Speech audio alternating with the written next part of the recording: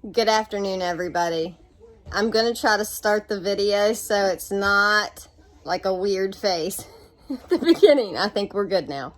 I think it does your face within the first couple seconds, and I'm always like, ah, at the beginning of the big video, and I'm doing faces like. But anyways, I have a serious question. I want opinions on it because I am having super trouble focusing. Okay, now when I got clean 3 years ago, I went off of my bipolar medication, which I was on max dose of. I went off of it when I got pregnant with my son because it causes cleft palate in the child, and I was not allowed to take that medication. So I just never went back to it. So even during the worst of my addiction, which was whenever I was on the needle, wasn't until after I had my son, I went back, to drugs after I had my son. Worse than before. Okay, so before I had my son, I was just, smoking it and snorting it, which is all the same. But, and then I got to worse things. I went off, that's what I'm talking about. I went off of all of the medications, and, I got clean, and I think the bipolar was a misdiagnosis because I've been okay for 3 years. I haven't had any episodes of manic or any episodes of depression whatsoever. Knock on wood, because I don't want to have that. I had a lot of depression and manic episodes during active addiction, but I think that a lot of that was the drugs talking. Also, I've heard that it helps with autism. And if I do try it, I want to try it myself first. The CBD does not have THC in it, and I would like to try it and see if it helps with my personal issues. And if it does, I may try it for my son. I would like to know if anybody that has a child with autism, or if they know anybody that has autism or is on the autism spectrum, let me know, if that child had any improvement. I mostly want with his stimming. Hi, sweetheart. You okay? He has a lot of stimming. He'll do stimming, and I want to help him with that because he can't help it. And a lot of times he will. You want to sit in here with me? He will stem, and it's sad. It's very sad. And I don't ever tell him, don't do that, or, stop it, or anything like that. I just hold him and tell him it's okay because, it's very, very sad to see them go through that. I love you. In my ear. Okay. It's very, very sad to see them go through something like that. So I would like to know if anybody has had any experience with that. Sorry, Bubby.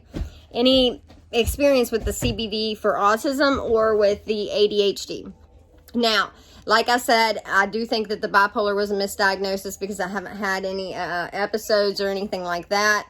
Hopefully I don't. But like I said, in 3 years I should have had one by now if it wasn't a misdiagnosis, because I haven't had my medication for longer than that because Waylon is 4 years old. He will be 5 this year.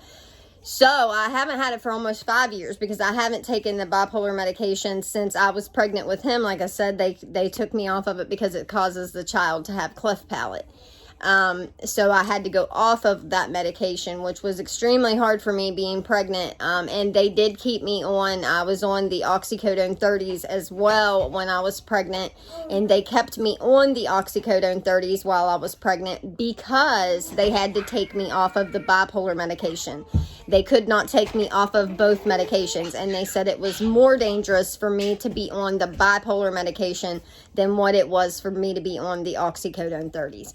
Now, after I had my son, I did go off of the oxycodone 30s when I did get clean because, I just felt that, it was sad to, my child showed only a 7% signs of withdrawal the first day that I had him. But he had to stay in the hospital for 5 days to watch for signs of withdrawal because I was prescribed that medication.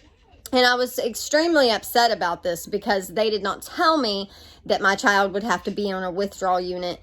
They told me it was better for me to take the pain medication than to take the bipolar medication. They never one time said you need to kind of try not to take these as much. Now, the thing of it is, I think the only reason my son did not withdraw off this medication, as bad as some kids who might withdraw worse, was because I sold them.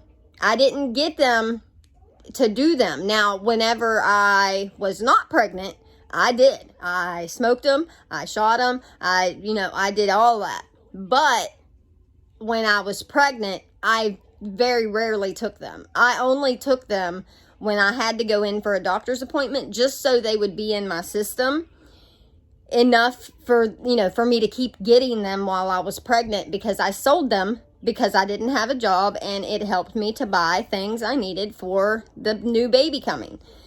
So him not showing, and the 7% sign of withdrawal that he showed the first day was because he sneezed one time. And, just like I said, babies sneeze.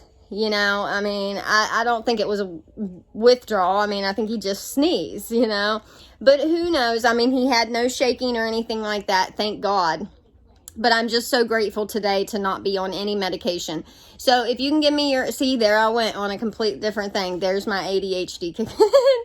I cannot stay focused. So help, let me know if this helps for anybody, because I would like to try it, for myself and, maybe for my son as well. If anybody says that it's something that has helped with another child in autism, I would be open to try it. So let me know. Thank you all so much. I love you. I hope you have a fantastic day.